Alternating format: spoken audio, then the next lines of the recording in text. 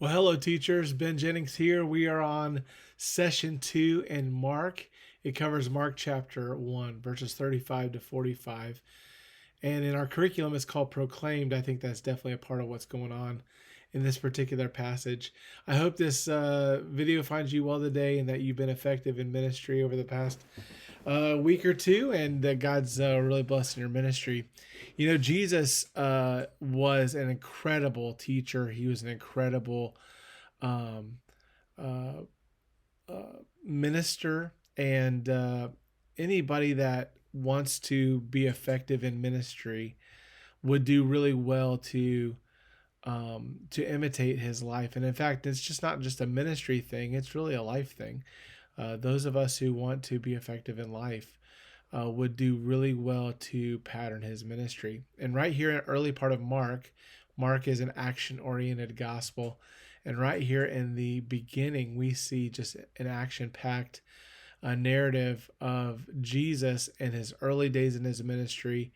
Mark's gospel is a gospel of action, and we see Jesus very much involved in ministry to people. And so that's what we want to look at today.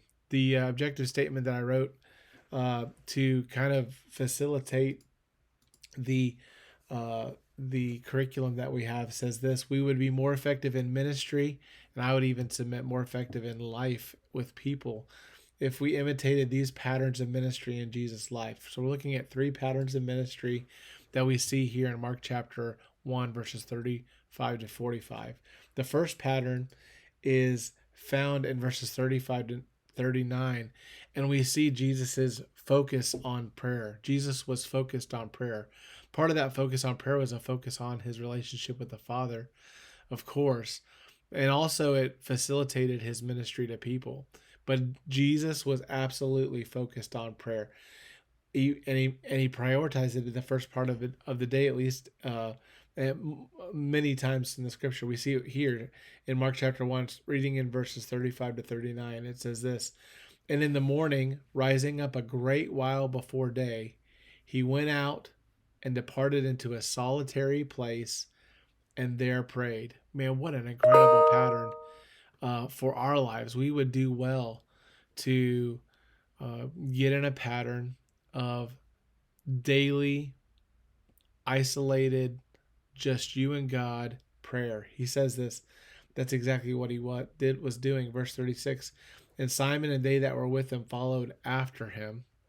Of course, we know by this time in the story, Jesus had called disciples to himself. And don't you think that they recognize that as the pattern of his life, this pattern of prayer? They were looking for him, verse 37, "And when they found him, they said unto him, All men seek for thee," verse 38. "And he said unto them, Let us go into the next towns, that I may preach there also, for therefore came I forth." Jesus is saying, hey, I came here to preach. People are looking for me. I'm going to go preach to them. And he preached in their synagogues throughout all Galilee and cast out devils. I love that pattern that you have here. Jesus prayed and then Jesus preached.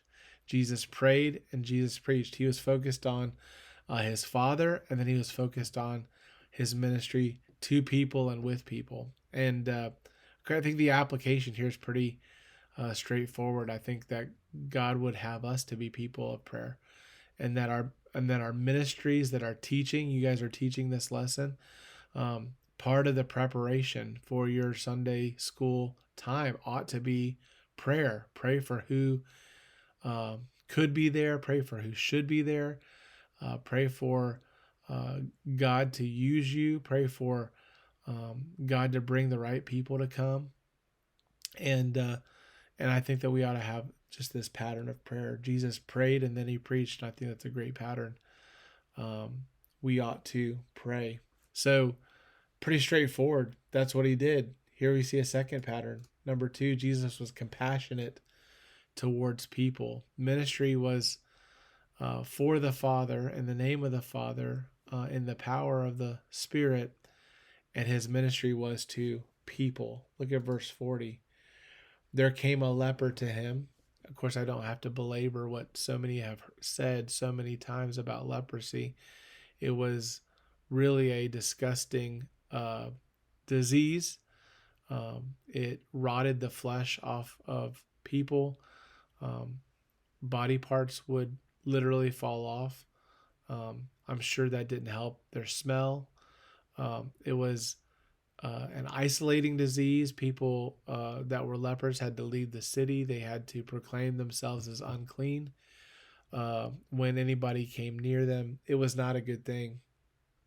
Here comes a leper, this person that's just diseased, and it says here, beseeching him in verse 40, kneeling down to him and saying unto him, if thou wilt, thou canst make me clean. What an expression of faith. He had heard and seen Jesus, heard of Jesus as healing people, and so he's saying, hey, you have the power to do that. If you want to do it, you can do it. Verse 41, and Jesus, I love this, moved with compassion, and he loved him, put forth his hand and touched him.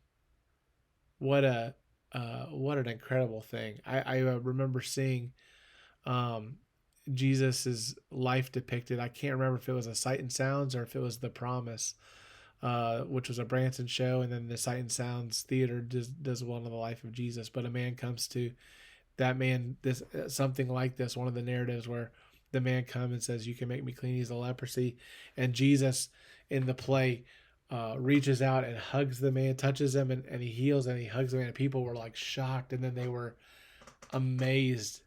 Just that idea of the fact that he would touch him at all was an incredible thing. And it's amazing what Jesus said to him, I will be thou clean. And as soon as he had spoken, immediately the leprosy departed from him and he was cleansed. What an amazing expression of compassion. Of course, Jesus, he's in charge, and he um, he wasn't in danger in the sense of getting leprosy. He healed the man of that leprosy, and that, what an incredible thing that he did that. The application, I think, here is pretty stark and distinct. Sometimes we like to pick and choose the kind of people that we are willing to help. Um, it's and minister to. Sometimes it's fun to minister to people who are like us, who have the same interests, who it's fun sometimes to minister to people who are the pretty people, but it's hard to sometimes minister to people who are hard to minister to. They're um, sick or they're hurting. I'm not saying that people don't have compassion. We do have compassion on people, but man, when people are not lovely, uh, we can tend to shy away from them. Jesus loved unlovely people, and he cared about them, and he um, poured out his life into theirs, and so that's an amazing thing.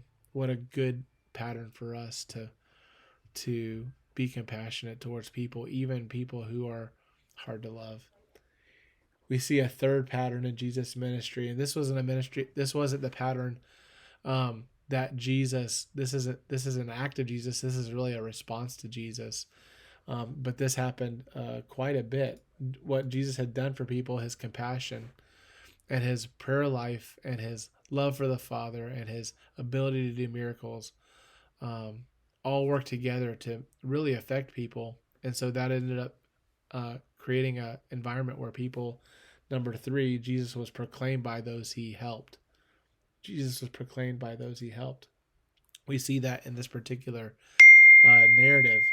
It says in verse 43, and he straightly charged him, and forthwith sent him away, and saith unto him, see that thou sayest nothing to any man, but go thy way, show thyself to the priest, and offer for thy cleansing those things which Moses commanded for a testimony to them. That was actually a command in the Old Testament, that if someone was healed of leprosy, they had to go to the priest and showed themselves to the priest, so that way the priest could vouch for the actual legitimacy of their healing. They weren't just saying they were healed and then bringing disease into the city. They were verified as healed. He says you need to do what God commanded. Go show yourself to the priest, and then don't tell anybody about it. I think idea was Jesus would be so overwhelmed by more ministry that needed to happen. Maybe that's what his motivation was. I don't know. But it says the guy didn't listen to him. And while although that's not right, you can understand he's pretty excited about what God had done for him, what Jesus had done for him. Verse 45. But he went out and began to publish it much and to blaze abroad the matter, insomuch that Jesus could no more openly enter into the city, but was without in the King James in this sense is like outside, like he stayed outside in desert places, and they came to him from every quarter. They were coming to see him from everywhere. You can imagine what it would be like if there was somebody in town that could heal these kinds of unhealable diseases. That particular guy would be in high demand, and that's what happened here. Jesus became word about Jesus and what he could do and what he was doing spread like wildfire, and people were going everywhere. I think that we have been helped by Jesus, and we proclaim and talk about the things that we are interested in, and I think it's natural for people who have been helped and been changed to talk about Jesus. The problem for us sometimes as believers is the longer that we are saved, the more used to being saved we are, the more used to all of the effects and blessings that come from living a life that follows God. And then also just the current of the culture going against the ways of Christ can force our mouth shut, or we can allow it to force our mouth shut. We can allow it to help us not proclaim Jesus. Of course, this guy was told not to proclaim Jesus, but I think there's a picture here. I think there's a pattern that Jesus should be complained. Jesus said, if I be lifted up, I'll draw all men unto me. And I think that is the job. We all know it's the job of believers to lift up Jesus and to let his message and his word and who he is draw people to himself. And so we have this pattern of proclamation, and what a pattern we ought to have in our lives. We ought to be people of prayer.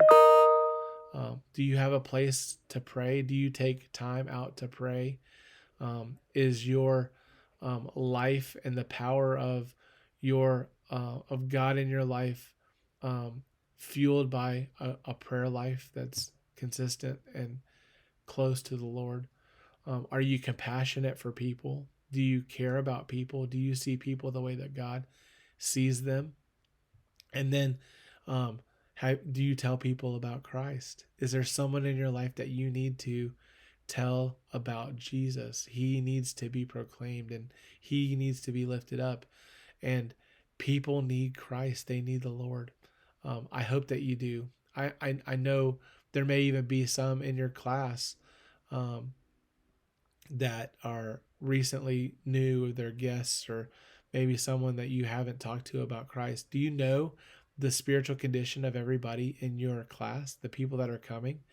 If you don't, man, I think you ought to spend time thinking about who in your class that you know personally knows Christ and who doesn't. And if they don't,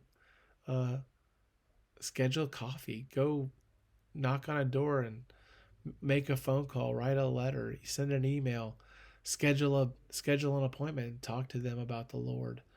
I think that when you have compassion on people, you pray about it and then you go proclaim Christ to those who need it. You'd be amazed what God could do with you if you take that pattern on. 3 patterns here: prayer, compassion, focus on prayer, compassion for people, and this idea that Jesus should be proclaimed. What an incredible passage, and what a incredible pattern for us to follow. Hey, I hope you have a great day and a great Sunday with your class. See you later.